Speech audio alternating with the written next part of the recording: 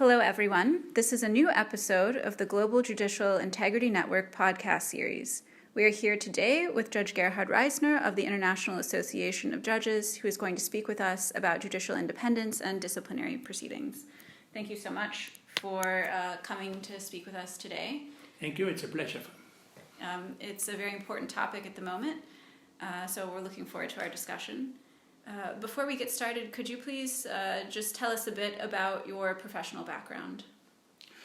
I studied in Vienna law and sociology, and I was appointed judge in 1980s. Mm-hmm. In the end, I was president of a first instance district court here in Vienna, and besides of that, I always engaged in judges associations work, first on the national level, and in the end of the European, and then I was president of the International Association of Judges. I was in the presidency committee for 10 years, and 2 years from that, since 2012 to 2014, I was president of the association. So we wanted to speak with you today about judicial independence. Could you describe some recent challenges to judicial independence that have happened in Europe? There are negative and positive developments in my eyes. Mm-hmm. On the one side, there are threats coming up everywhere, even in countries where you have not imagined that it is possible. So, for instance, within the European Union even. In the international treaties and the human rights law, it's a right. It's in the interest of people to have guarantee for independent judiciary, independent judges. And of course, this puts limits to the other powers of state. Mm-hmm. And so in some regions, in some countries, there is a fight of who has the power in between these powers of the state. Mm-hmm. And each power, of course, tends to enlarge itself. And therefore we follow in several countries that the executive branch tries to spread out and to avoid the control function of the judiciary. Mm-hmm. This is the negative aspect, and as I already said, it occurs worldwide in many countries. The positive effect on this is that the awareness about the importance of independence of judiciary is increasing, and so are also the attempts to defend the independence.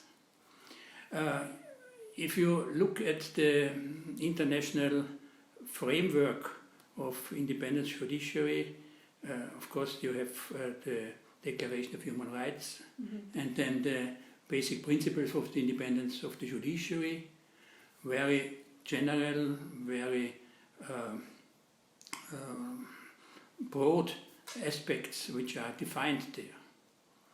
And nowadays it happens that these principles are more and more filled with flesh, mainly in the way of court decisions, be it of national constitutional courts, Supreme Courts, be it also, for instance, on supranational courts in Europe by the Court of the European Union and by the Court of Human Rights of the Council of Europe.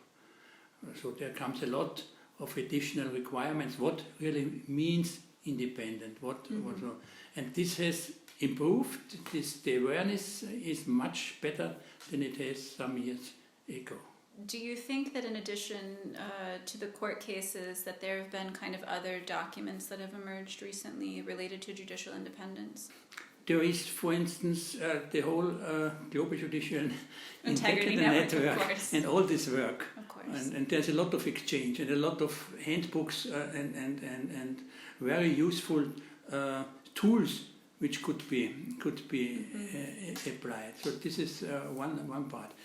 On the European level, which of course I know best, it is the Consultative Council of European Judges, which issues opinion on central topics of the judiciary. This is a body composed of experienced judges of the member states of the Council of Europe. What are some other ways that judiciaries can ensure that their independence isn't threatened by any of the other government branches? The means how to destroy independence. You can't come and say, okay, we want to destroy independent judiciary.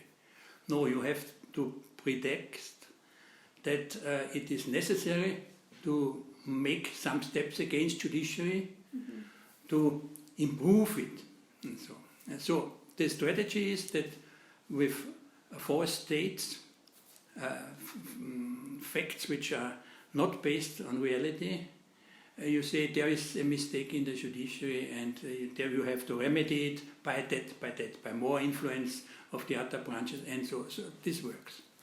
And to come to your question, I guess a means against these strategies is to improve the trust in the judiciary.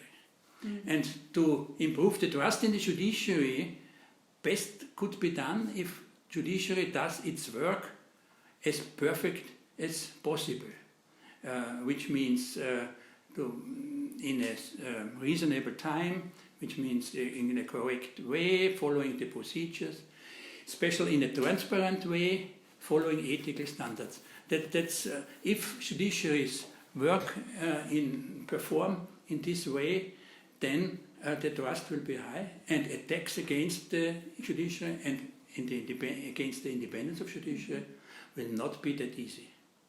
So we've seen instances of some attacks against the judiciary where they're curtailing judicial independence through disciplinary proceedings, where the proceedings are focused more on the content of the judge's decisions.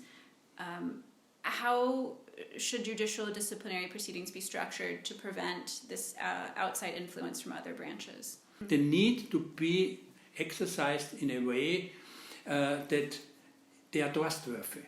This means, first of all, to follow procedural rules. It's almost similar like a criminal procedure. You really have to step by step alongside the procedural regulations.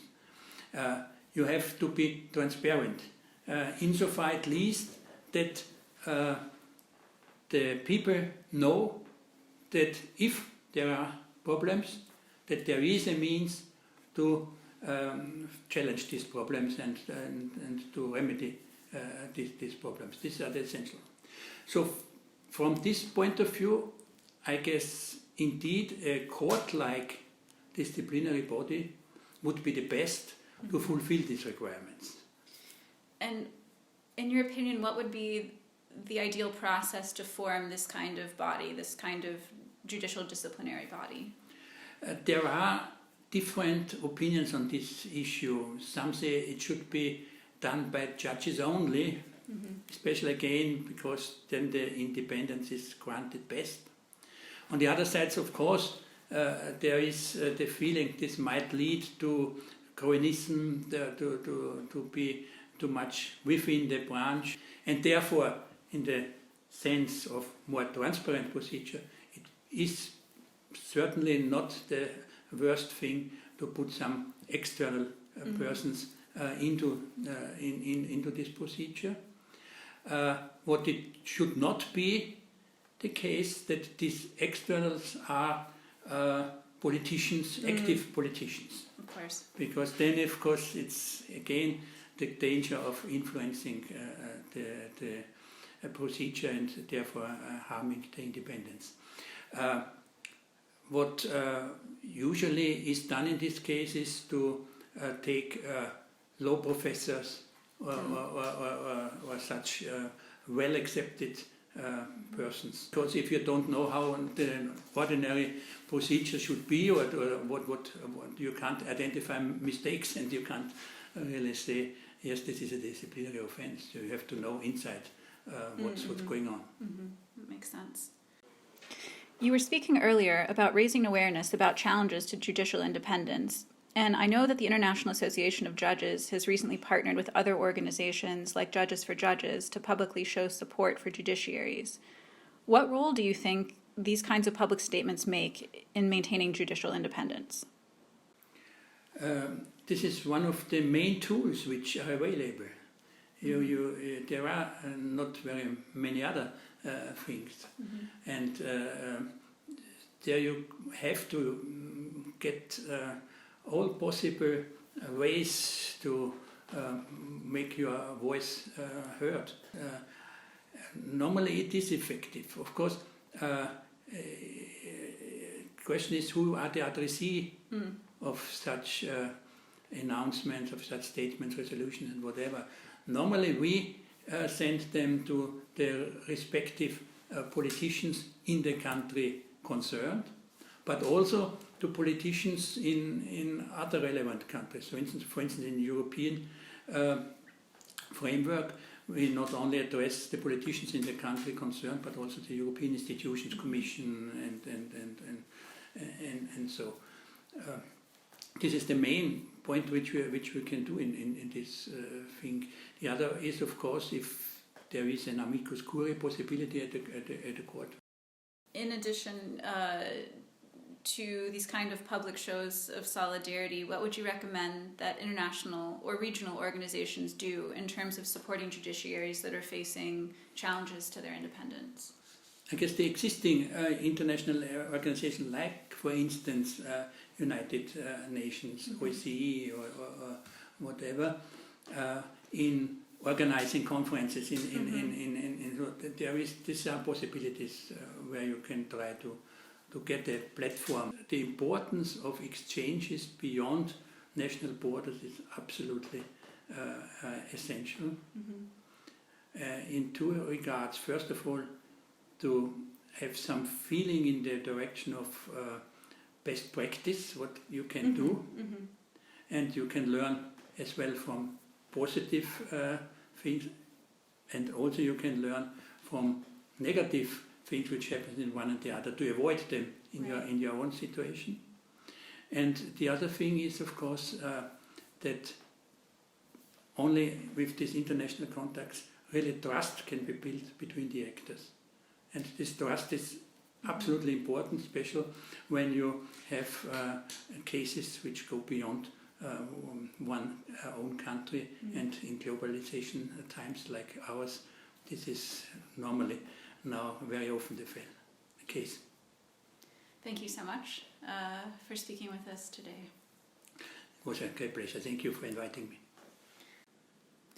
And for everyone listening, stay tuned for more episodes in the Global Judicial Integrity Network podcast series. Thank you.